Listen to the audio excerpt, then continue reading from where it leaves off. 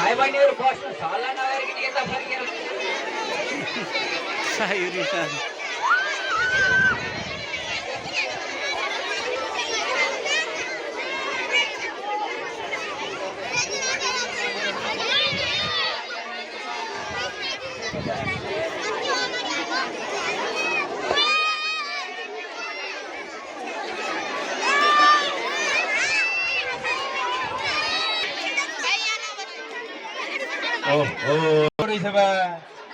तपाईँहरू यहाँ के भोज खान बस्या हुन्छ अब तपाईँहरू मात्र होइन मेरो बुढीको पनि भाउ बढेको छ हेर्नुहोस् मेरो बुढीलाई पनि अचेल केही बोल्नै हुँदैन भोगलाई खाना बना भन्न पाएको छैन गएर खाना बनाएर तयार पारेर बुढा मैले खाना तयार पारेको छैन लुगा धोएर ट्याक्टुक्क पट्याएर राख्थेँ आनन्द जान्छ गइसक्यो थाहा पाउनु भएको छैन तपाईँले ल चुरोटी सल्काएको छैन कहाँबाट आनन्द आउनु भन्नु त यस्तो तर्साउने कुरा नगर्नु नानी कस्तो अहिले हार्ट एट्याक आउने कहिले गयो अहिले नै आउला जस्तो गरी तर्साइदिएर ए पहुँ त नानी यहाँ मेरो फोन आयो जस्तो कसले गर्यो खोइ को अब हेर्नु पर्यो नानी जहिले सम्झा बेला कसले फोन गर्छ गरिरहन्छन् फोन के ओहो खै नम्बर सेभ पनि छैन खोइ सुन्न नौरी छ पछाडि नौ को हो त खोइ उठाउँ हेलो हजुर हजुर म अर्तिराम दाई नै बोल्दैछु हजुर हजुर के अरे उहाँलाई सबैभन्दा सुख कोबाट मिलेको छ भन्दा आफ्नै छोरीहरूबाट अस्ति हाम्रो दाइ त्यत्रो बिरामी पर्नुभयो त्यतिखेर कसले आएर उहाँलाई अस्पताल लगेर उपचार गराएर बचाएर ल्याउनु भयो भन्नु त अब उहाँकै बे गरेर गएका दुईटा छोरीहरू आएर उहाँलाई उपचार गरेर अहिले यसरी बचाएर राख्नु भएको छ अब तपाईँ आफै हेर्नुहोस् दाइ हो अब त बुझ्नुभयो नि हजुर ए ल हस् हस् नमस्कार तपाईँ अपराधी हो बुझ्नुभयो यसरी अर्काको पेटमा भएको बच्चा मार्न खोज्नु तपाईँ के गर्दै हुनुहुन्छ तपाईँ थाहा छ तपाईँलाई नानी मलाई अपराधी नै चाहिँ नभनिहाले भने अब तपाईँको कुरा सुन्दा अलिअलि गलत सरसल्लाह मैले दिएँ जस्तो अझ अलिअलि अर्काको ज्यान लिन खोज्नुमा त अलिअलि अब घरको उदाहरण दिँदाखेरि चाहिँ ठुलो अरू मलाई पाल्मा भन्छ रे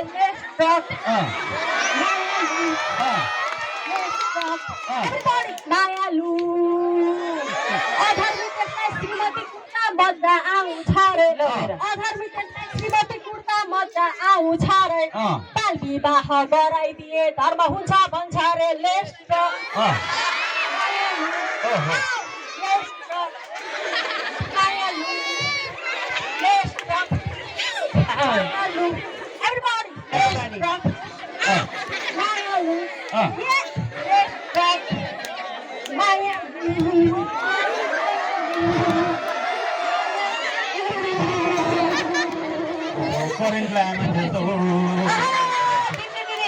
नमस्कार नमस्कार बहिनी नमस्कार अर्किराम दाइ नमस्कार बहिनीले नमस्कार बहिनी नमस्कार मलाई चाहिँ अर्तिराम दाइ नमस्कार कस्तो किसिमको नमस्कार हो यो तपाईलाई त यो नमस्कार पनि बढी भयो तपाईलाई नमस्कार हैन तिरस्कार भन्नु पर्यो तिरस्कार मलाई चाहिँ किन तिरस्कार नानी दाइ तपाईँ त आफ्नो श्रीमतीलाई यानि कि हाम्रो भाउजूलाई गाली गर्नुहुन्छ रे कुटपिट गर्नुहुन्छ रे हो त घरबाट निस्केर गयो घरबाट निस्केर गयो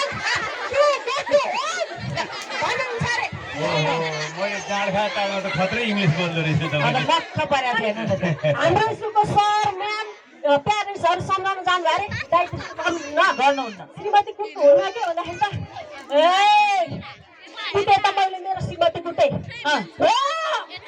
मैले मेरो श्रीमतीलाई ब्याककिक पनि हाने हो मेरो श्रीमतीलाई मैले फ्रन्ट पनि हाने हो मेरो श्रीमतीलाई मैले राउन्ड किक पनि हाने हो मेरो श्रीमतीलाई मैले हाने मेरो श्रीमतीलाई हाने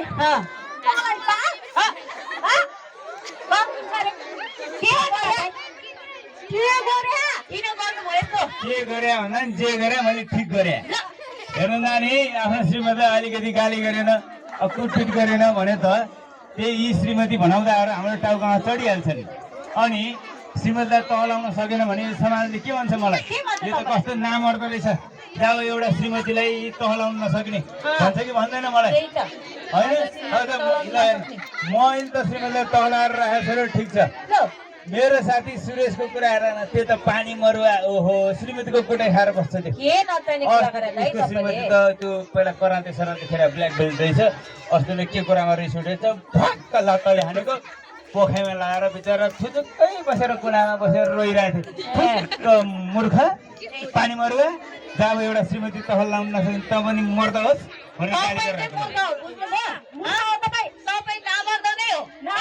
श्रीमती कुटे तपाईँ कुटे त कुटे, मैले आफ्नो श्रीमती तलै फ्याट्टै।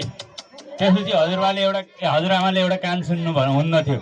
अनि ए हजुरआमा यता आउनु भने उता जाने, उता जानु भने यता आउने। ल राम्रो अनि त मेरो बाले पनि मेरो आमालाई के कुरामा रिस उठेर यस्तो गरेर डुङ्गमा ताकेर हानेको मुखा अगाडिको दाँत फग्ला के झार्नै परेन।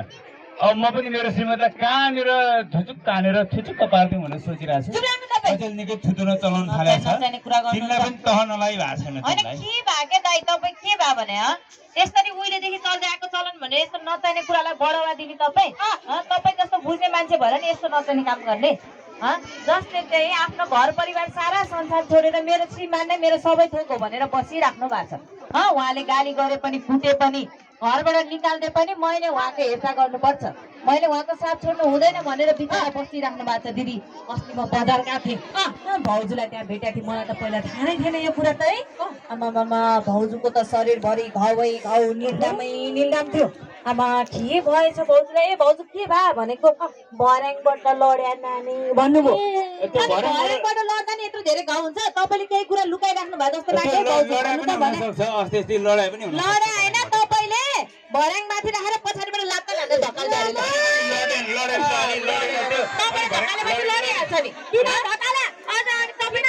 गर्दाखेरि तपाईँलाई त्यस्तो कुटपिट गर्दाखेरि तपाईँ किन चुप लागेर बस्नु भयो? तपाईँले आवाज उठाउनु पर्दैन यसरी? तपाईँ सहेर बस्ने यस्तो अत्याचार भनेको अब आफ्नै श्रीमती हो नानी, आफ्नै श्रीमान हो। तपाईँले गएर अब भाउजूसँग माफी माग्नुपर्छ दाइ। तपाईँले कत्रो ठुलो पाप गर्दै हुनुहुन्छ। म यस्तो गल्ती गर्दिनँ। ओहो हेर त जसले मलाई दिन रात सेवा गरेका छन्। अस्ति रातिको त अझ कुरै थाहा छ भन्ने क्या। ल अनि भौसाले च्यालेन्ज गरेको हामी पनि च्यालेन्ज गरिदिउँ नि त भनेर यसो भट्टीमा गएर खान थालेको।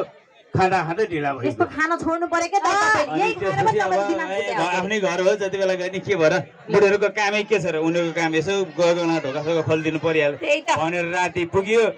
अब पुग्ने बित्तिकै अब श्रीमती नि त्यस्तै फेरि ढोका खोल्न पाएको छैन। कमसेकम ए पिचर राखेर बुढा यस्तो लर खराउँदै आएको छ, कसरी आइपुग्नु भयो घर?